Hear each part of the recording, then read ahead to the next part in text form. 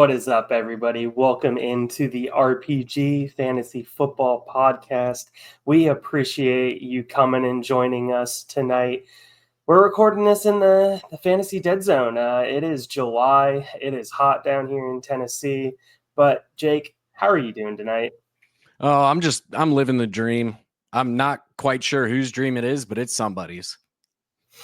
Good. If it can't be yours, then at least somebody else is happy, Exactly. You got to look at it that way. My goal is to just have somebody else be slightly jealous of my life at all points in time. And if I'm doing that, I've got to be doing something okay. All right, there you go. Something okay. That's what we strive for in I'm life. kidding, by the way. I don't want people to be jealous of my life. That was 100% a joke. I need to make that clear before I get canceled. Oh, man, Jake, you were canceled years ago. Don't worry. People tried. Didn't get anywhere, but they tried. Turns out when you're unproblematic, it's hard to cancel you.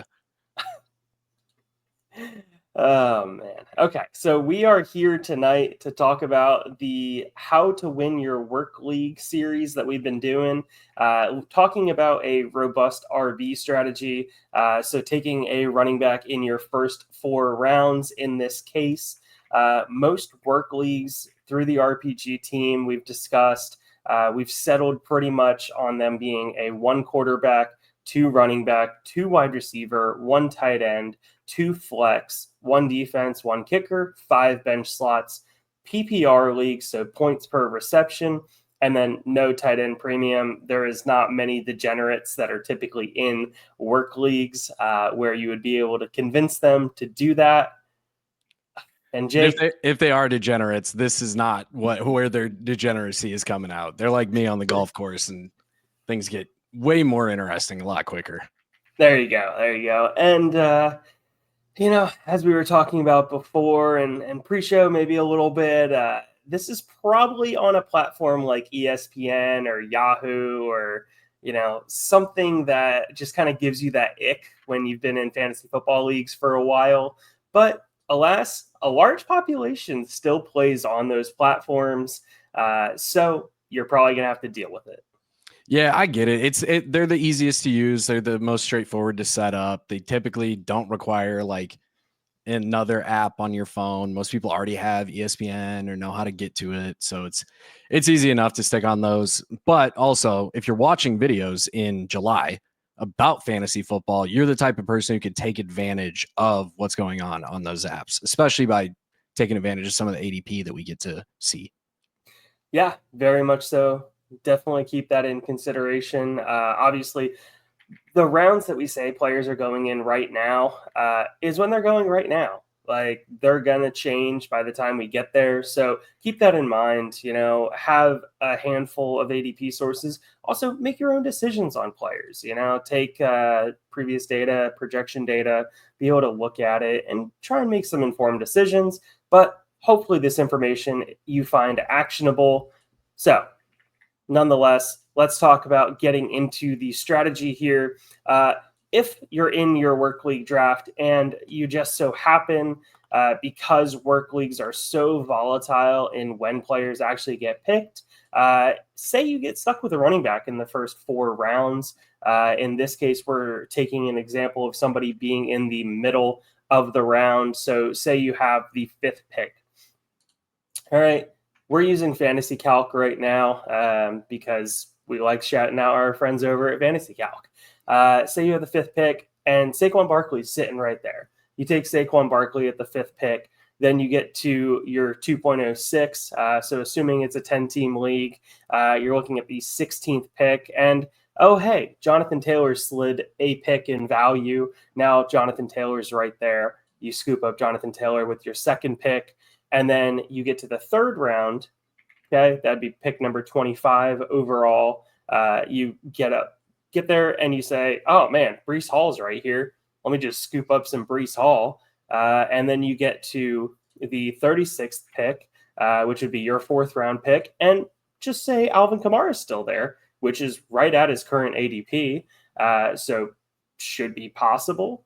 Now, the older players that have been around have had peak fantasy production, tend to go a little bit earlier in work leagues because those are the people that they know. They've been around, so they've seen them, they've won them leagues. So maybe Alvin Kamara goes a little bit earlier in your work week, but for this example, those are the 4 running backs. All right. So you went Saquon, you went JT, you went Brees Hall, and you went Alvin Kamara. Obviously, it could be any combination of 4 running backs. Those are just guys that we're picking out for this example. But if you get to round 5 and you're sitting here, in this example, it'd be 505. All right. How, having gone 4 running backs already, which essentially you just took up your 2 running back slots and your 2 flex spots. So you have a quarterback, 2 wide receivers, a tight end, a defense, a kicker, and 5 bench slots left to fill on your team, Jake. How is that changing your draft strategy? How are you looking to attack the rest of your draft? It's hard for me to say because I would never end up with a build like this, but trying to get in the mind of somebody who would, I think the best way to go at this point is you're already making the top end of the RB position scarce. The top end of the wide receiver position is likely already scarce. I think you truly have to just keep leaning into best player available at this point, whether that's more running backs, whether that's a tight end, quarterback, wide receiver. I think at this point, you're pretty set at running back. So if you have, a tier of players that are coming up when you're looking to pick next, and there's, a running back that you maybe like a little bit more than a wide receiver, but it's in the same kind of tier of value in your mind, I have to go the wide receiver there just because I don't want to get stuck with two. The problem with going too heavy at the running back position is you at most you can play 4. And so every week, especially if you get like 6 or 7 top 18 running backs, you're going to be leaving points on your bench every single week. You're giving up a roster spot that somebody else could be scoring points in. And to be honest, you're rarely going to make the right choices after you're probably clear 2. So in this example, say Jonathan Taylor, Brees Hall, or not Brees Hall, Jonathan Taylor, Saquon. Like those are your clear 1 and 2. They're both having great seasons. Well, then you're now playing, eeny, meeny, miny, mo with the rest of your running backs, trying to figure out who's going to be the ones that take up your flex spot, and you're giving up points at other positions too. So it just leaves you in a really tough spot. Yeah, no, it definitely does. It makes roster construction really interesting. But one of the things to point out in this situation, all right, 505 would be the next pick, assuming a 10-team league. That would put you right at pick 45. Right now, in pick 45, you look at Fantasy Calc and what they have going as ADP right around there. You have Jalen Hurts at 42. Maybe That's he my falls. that's my pick right there. Maybe he falls a little bit. You Yeah. have Rashee Rice at 43. You have Terry McLaurin at 44. You have Devontae Adams at 45. You have these wide receivers. You have quarterbacks in that range. You have Patrick Mahomes at 49. You have Devontae Smith at 50. Mike Evans at 51. All right, so those are all players right around there. So you have a chunk of wide receivers to be able to pick from that, with the exception of Devontae Adams, who could have a massive target share, are all wide receiver 1s on their rosters.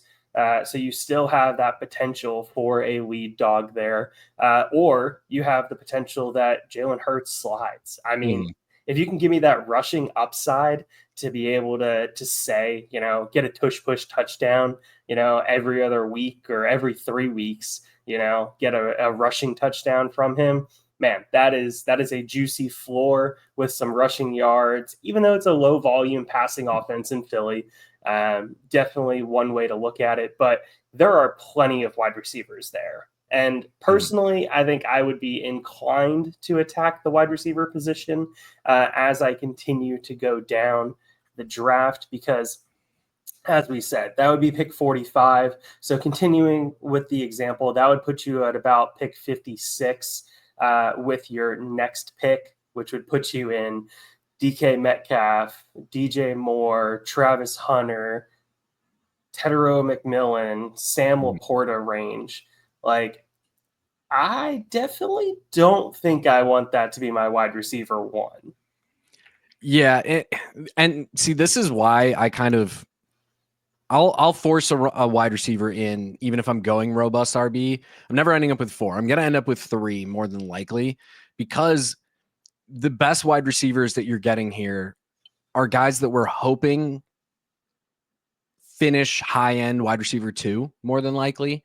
So it just limits it just limits upside. And you almost have to, in my mind, if I'm looking at four running backs, and say Jalen Hurts falls and I get him at my quarterback position, now I care a little bit less about the volume that some of these receivers are going to get. And I want more of those big, weak potential guys like your George Pickens, like your DK Metcalf, just because I know I have a solid floor with the rest of my team. Running backs typically offer a pretty safe floor in terms of rushing volume, especially if they're pass catchers.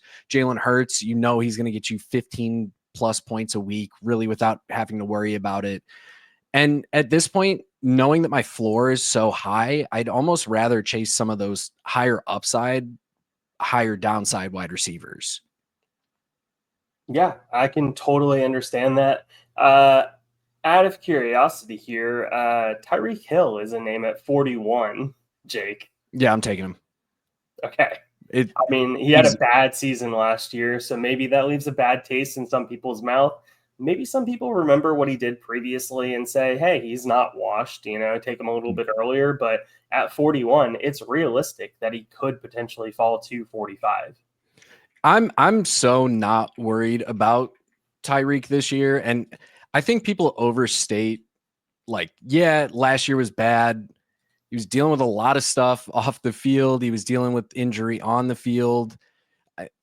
Like, he just didn't get the reps that he was used to getting because of the wrist injury there. But that said, I mean, like, a lot of the peripherals of the season were still really good. 16th overall in targets, 12th in air yard share, 10th in red zone targets amongst all wide receivers. He just had the 14th most unrealized air yards, which are, those are balls that are thrown to him that are incomplete. And when you deal with the struggles that team does at the quarterback position, those deep targets aren't going to be really the bread and butter and what makes this team money and makes them, a scary team. And I think the wrist obviously hampered him to an extent last year. We saw his contested catch rate go down. We saw his drop rate go down or go up.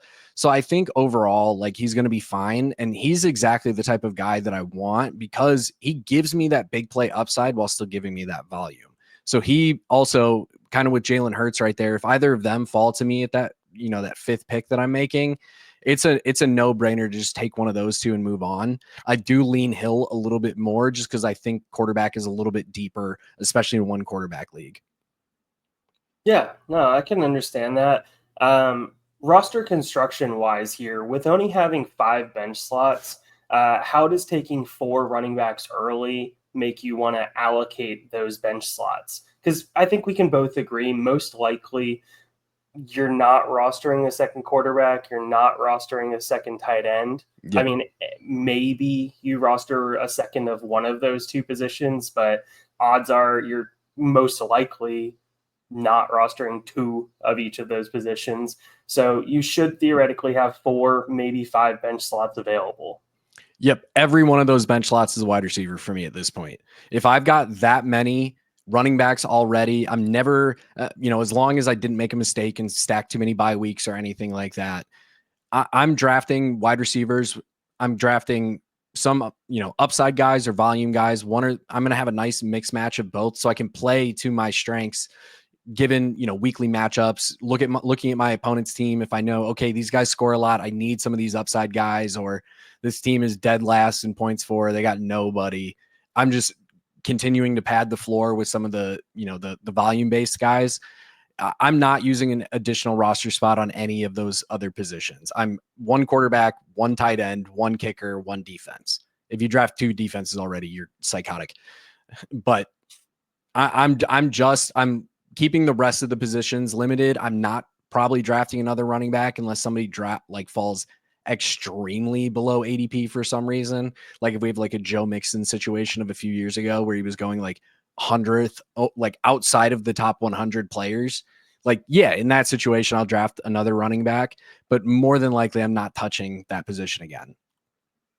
Okay. I think I have a little bit of a different take. I'm looking in that 100 range once again for that fifth running back, but I will only have five running backs, and I'm trying to use that on somebody that could potentially be that home run guy for me. Um, if I start looking at some guys in that range, I start looking at backups that could potentially have a big role, or offenses that who the heck knows what's happening at running back. Mhm. Immediately it feels dirty to say, but I say Javonte Williams at 115. I mean, you're going to say Dallas is going to have somebody there that's going to be running the football. I look at J.K. Dobbins at 102. Maybe, just maybe, RJ Harvey's not quite what we think he is. Um, you start looking at Scatabo. I mean, maybe he becomes the goal line back. Maybe he becomes the short yardage back, and Tyrone Tracy stops being anything useful. So those are just some of the guys generically that I start looking at in that range. Um, Jake, disagree, agree, thoughts? I get it. But at the same time, like if I'm taking a wide receiver at one of those picks, I'm taking a guy that I know has a role. I don't want any of those question marks because I'm already dealing with a ton of question marks at my wide receiver position every week, knowing that the first wide receiver I'm taking is going to be wide receiver 20 something off the board more than likely. So it's just so hard for me to have any interest in those guys. Like if we think about some of these offenses, right? Like best case scenario for Javonte Williams, assuming he takes the job outright, there's not a crazy split. RB 19, RB 20-ish range is kind of what we're looking at there. Scattaboo, I'm not touching with a 10-foot pole, but even if I was, like, modern Eric Tolbert, like just touchdown vulture, not really giving you any consistent production. You're never going to put him in and feel good about it. Like, I would rather just accept that my strength is going to be the running back position with the four dogs that I've drafted, and everything else is going to be to make sure that the rest of my team has enough flexibility that I can build a lineup I'm happy with every week. Okay, fantastic. Fair enough. Make a lot of valid points. Who are some of those wide receivers that you're looking at maybe in, say, round 7, 8, 9? We start getting into what would 7? 7 would be 65. Pick number 65, some wide receivers in that area. Cortland Sutton, Zay Flowers, Jalen Waddle. Yeah. So Zay Flowers is the one that immediately comes to mind. If he can put a full season together and stay healthy, he's a guy who's got a lot of upside. Waddle's the same way, a lot of upside. He just has to stay healthy. That offense has to stay clicking. I'm looking specifically at ESPN's ADP that we have so far for 2025. So as I continue to go down here, some guys that do, kind of draw some interest out of me. Roma Dunze, he's coming off the board on the 76th pick on ESPN right now. Potential is the wide receiver 2 in that Bears offense. I think Burton's going to play more of a flex role, not going to take a lot of the wide receiver snaps. You continue to go down. Cooper Kupp at 81, really interesting option. Chris Olave at 86, the wide receiver 1 in NFL offense, is a guy that I'm always going to like. Yes, he's got concussion issues. Yes, he may not remember his name in 5 years. It happens. If he's playing, I want him. Continue to go down there. Even once we start getting into these like 100-ish pick areas, you have guys like Michael Pittman Jr., who we've seen command elite level target shares in offenses. We see guys like Darnell Mooney, who had multiple wide receiver 1 weeks for their team and for fantasy football last year. You continue and you get to like Jacoby Myers, who's projecting to be the wide receiver 1 in that offense too. Like, there's just so many good wide receivers at this point that, like, if I did happen to have a build end up this way, I can still build a team that I can live with.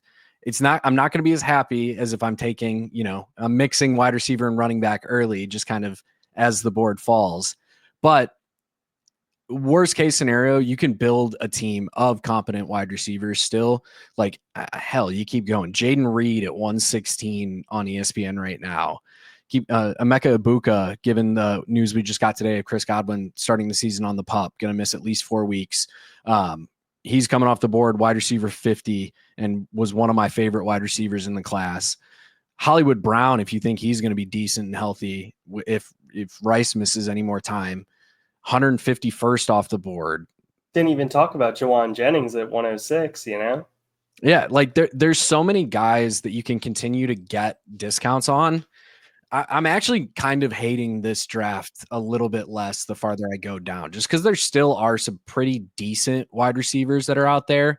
They're more of, again, those kind of high floor, mid ceiling type guys rather than, some of those low floor, high ceiling guys like you're going to find with call it like the Jordan Addisons, I don't know, Xavier Legette, if you believe in him, like some of those guys that just the floor is nothing, but the ceiling is, a 20-point week.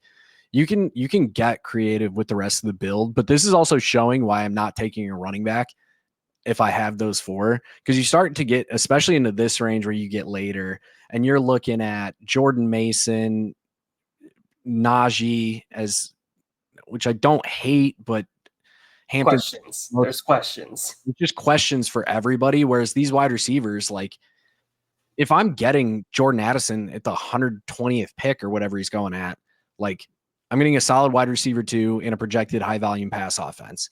If I'm getting Michael Pittman off the board at 118, I'm getting a guy who's had multiple, near, if not over 30% target share seasons in his career and was dealing with a back injury that almost ended his season last year. And all indicators are right now that he's healthy. Like this is just proving why I'm not touching any running backs after I take those 4, just because my top end there is good. Let's make the rest of the team solid.